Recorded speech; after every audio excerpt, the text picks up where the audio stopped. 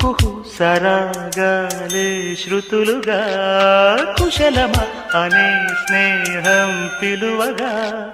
కిలకిల సమీపించే సడులతో ప్రతి పొద పదాలే పలుకగా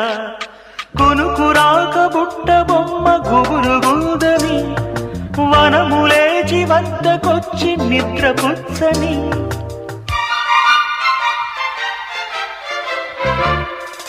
జామురాతిరి జాబిలమ్మ జోలపాడన ఇలా